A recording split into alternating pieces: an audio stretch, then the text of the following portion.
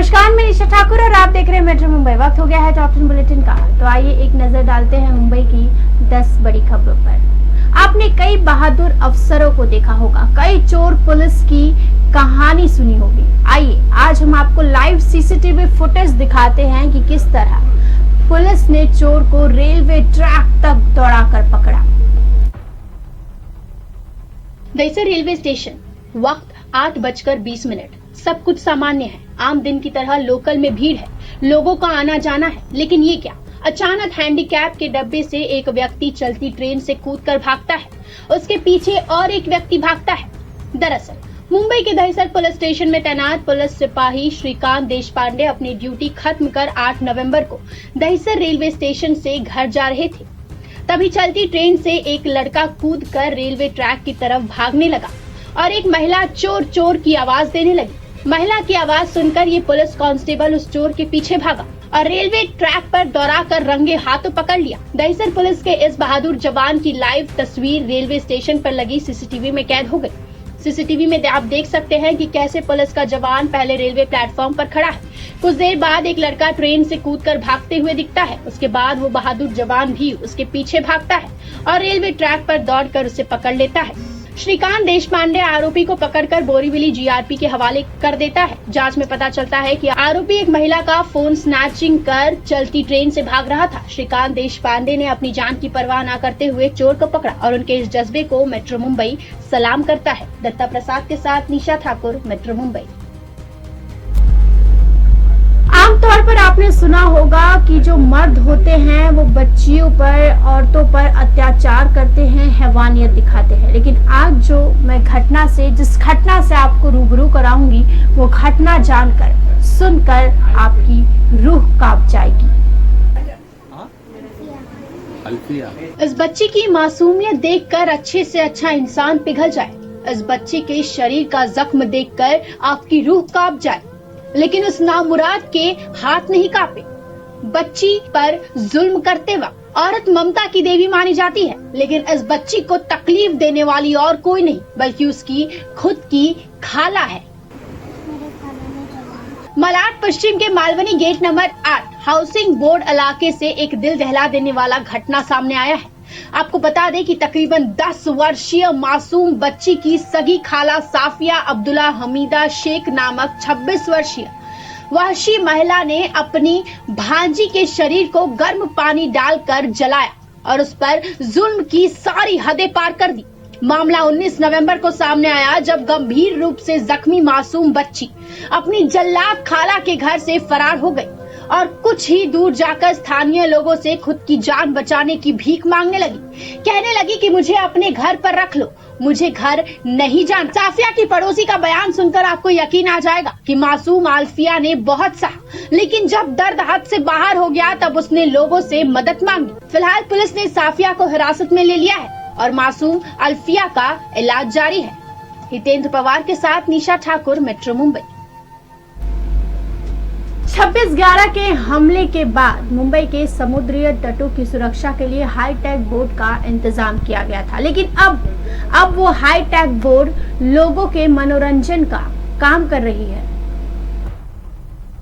26/11/2008 को हुए आतंकी हमले में करीब 160 लोगों की जान गई थी और 300 से ज्यादा लोग घायल हुए थे। 3 दिनों तक चले हमले के दौरान सुरक्षा बलों ने 9 आतंकियों को मार गिराया था और एक आतंकी अजमल कसाब को जिंदा पकड़ा था, जिसे नवंबर 2012 में पुणे में फांसी दी गई थी। इस घटना को पूरे 12 साल हो चुके हैं।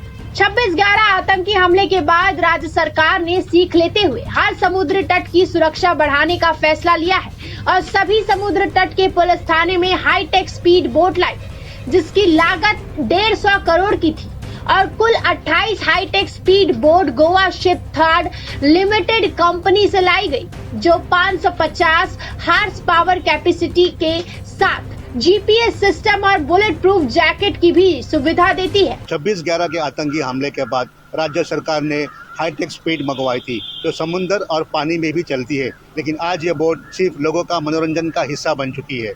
इस तरह के हमले जब भी होते हैं, सरकार सुरक्षा के नाम पर लाखों करोड़ों रुपए खर्च करती है, लेकिन उनके मेंटेनेंस की ओर ध्यान नहीं दिया जाता और सुरक्षा के नाम पर लाखों करोड़ों रुपए फूंक दिए जाते हैं। मेट्रो मुंबई राज्य सरकार से अपील करती है कि अब तो सावधान हो जाइए और जनता की सुरक्षा का ध्यान रखिए, ताकि आने वाले दिनों में इस तरह 26/11 फिर से ना हो। किरण जाधव के साथ निशा ठाकुर, मेट्रो मुंबई। आज मैं आपको एक ऐसे इंसान से मिलवाने ले चलती हूँ जो अपने शरीर में जहर लेकर चलता है, जो हजारों सांपों के बीच रहता है, कितने ही बार मौत के मुंह से लड़कर निकल आया है। इस शख्स को ध्यान से देखिए, नाम है उमेश तिवेचा, उम्र 55 के आसपास, और आप देख सकते हैं कि किस तरह ये जहरीले सांपों से खेल रहा है, जैसे कोई बच्चा खिलौना से खेलता हो। ये कोई मामूली शख्स नहीं है, ये सर्प मित्र है।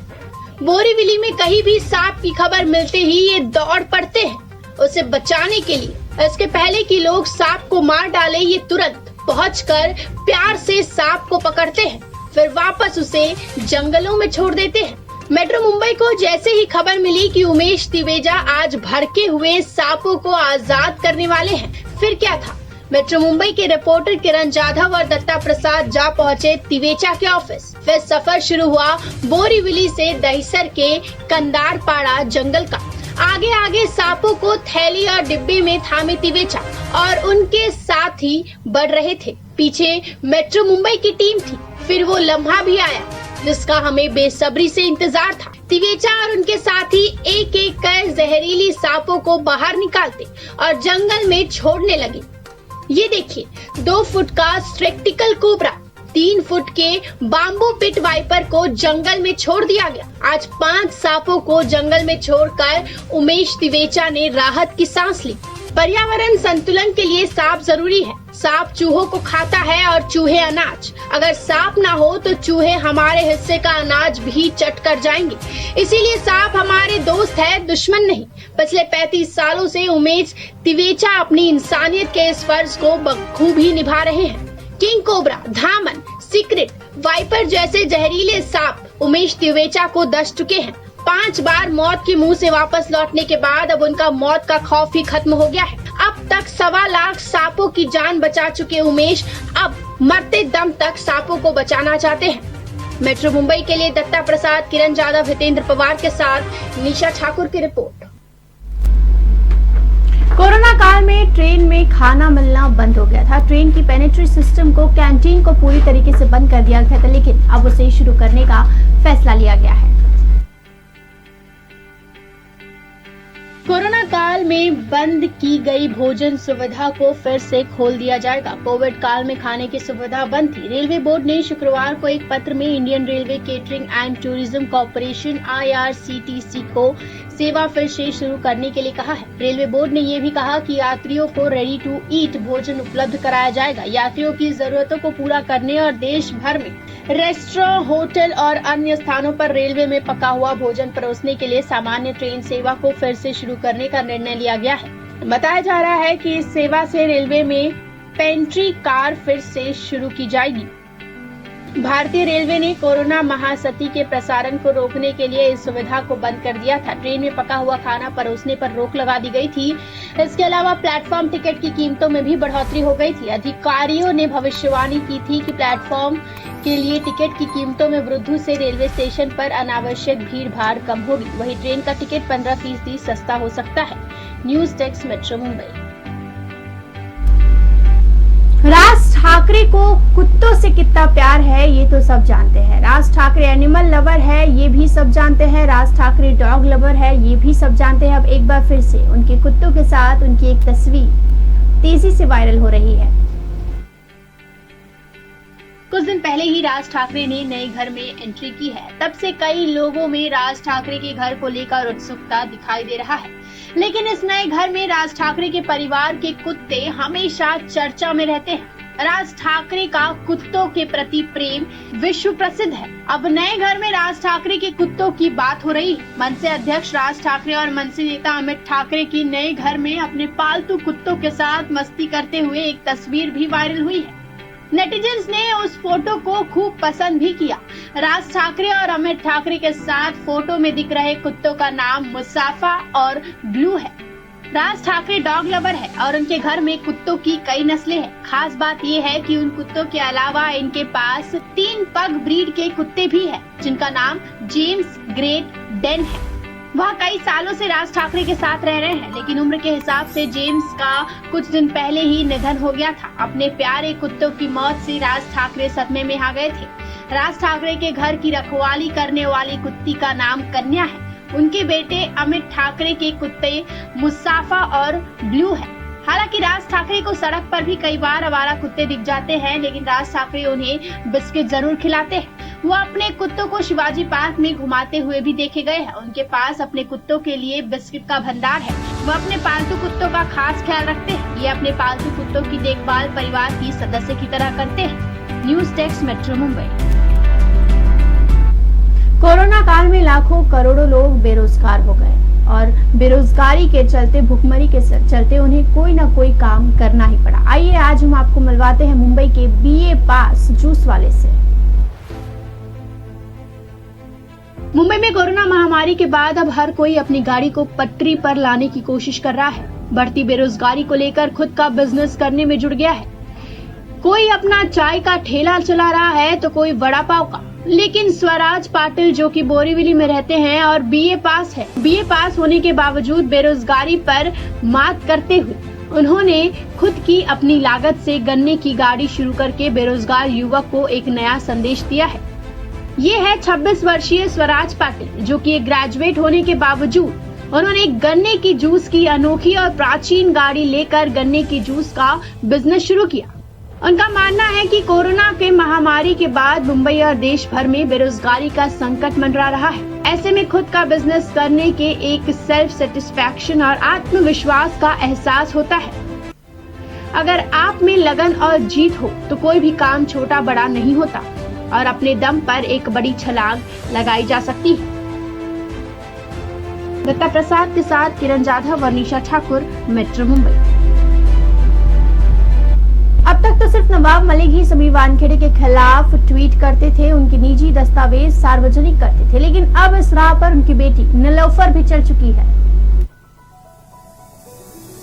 महाराष्ट्र के कैबिनेट मंत्री नवाब मलिक ड्रग्स केस को लेकर लगातार एनसीबी के जोनल डायरेक्टर समीर वानखेड़े पर निशाना साध रहे हैं।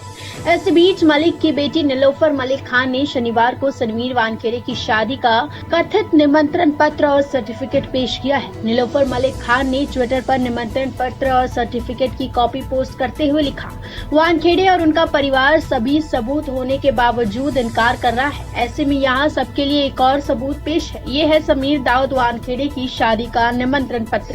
अजीब बात है कि जिस व्यक्ति ने अपनी धारणा के आधार पर गिरफ्तारी की मांग की, वही इन पुख्ता सबूतों को स्वीकार करने से इनकार कर रहा है।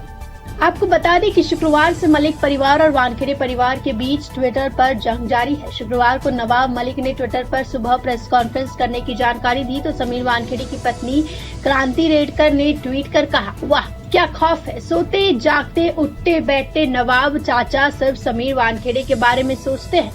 सुबह हुई नहीं कि ट्वीट शुरू, डर पैदा करो तो ऐसा, ये एक ईमानदार अफसर का पावर है। News desk metro Mumbai. तो वक्त हो गया है मुंबई के आज के कोरोना अपडेट का। एक नजर डालते हैं मुंबई की कोरोना अपडेट पर। मुंबई में बीते 24 घंटों में कोरोना के 213 नए मामले सामने आए हैं। 281 मरीजों ने इस दौरान कोरोना को मात दी है और 3 मरीजों ने कोरोना के चलते अपनी जान गंवाई है।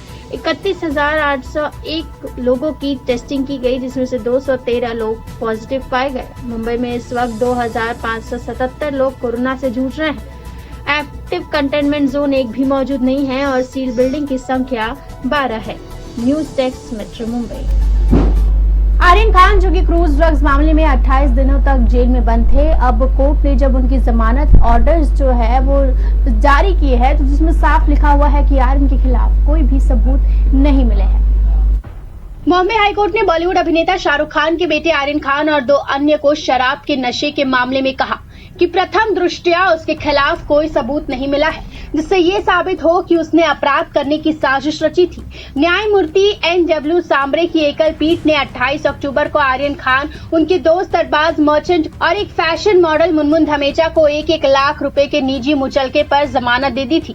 आदेश की विस्तृत प्रति शनिवार को उपलब्ध कराई गई। अदालत ने कहा कि आर्यन खान के फोन से निकाले गए व्हाट्सएप चैट्स के अवलोकन से पता चलता है कि ऐसा कुछ भी आपत्तिजनक नहीं था जो ये बताता हो कि उसने मर्चेंट और धमेचा ने मामले के अन्य आरोपितों के साथ मिलकर अपराध करने की साजिश रची है। हाईकोर्ट द्वारा लगाई गई जमानत की शर्तों के अनुसार उसे अपनी उपस्थिति दर्ज कराने के लिए हर शुक्रवार को दक्षिण मुंबई के NCB कार्यालय में पेश होना होगा और इसी तरह के आपराधियों मामले में शामिल नहीं होना चाहिए। जमानत की शर्तों के अनुसार आर्यन खान, मर्चेंट और धमेचा को भी देश नहीं छोड़ने का निर्देश दिया गया है। हाईकोर्ट ने यह भी माना कि NDPS अधिनियम की धारा 67 के तहत NCB द्वारा दर्ज की गई आर्यन खान की इकबालिया बयान को केवल जांच के उद्देश्य के लिए माना जा सकता है। ये अनुमान लगाने के लिए एक उपकरण के रूप में इस्तेमाल नहीं किया जा सकता कि आरोपितों ने NDPS नियमों के तहत अपराध किया है। अदालत ने नारकोटिक्स कंट्रोल ब्यूरो के तर्क को खारिज करते हुए कहा कि इस अदालत को ये समझाने के लिए रिकॉर्ड पर शायद ही कोई सकारात्मक सबूत है कि सभी आरोपित व्यक्ति सामान्य इरादे से गैर कानूनी काम करने के लिए सहमत है। एक साथ विचार किया जाए, बल्कि अब तक की कई जांच में पता चला है कि आर्यन खान अरबाज मर्चेंट और मुनमुन धमेचा से स्वतंत्र रूप से यात्रा कर रहे थे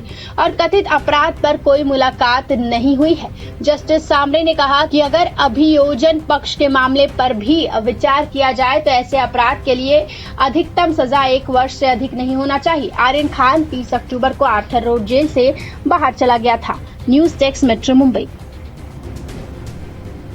ये थी मुंबई की 10 बड़ी खबरें और आप देख रहे थे टॉप 10 बुलेटिन। रोज रात 10 बजे मेरे साथ देखिए मुंबई की टॉप 10 बुलेटिन सिर्फ मेट्रो मुंबई पर।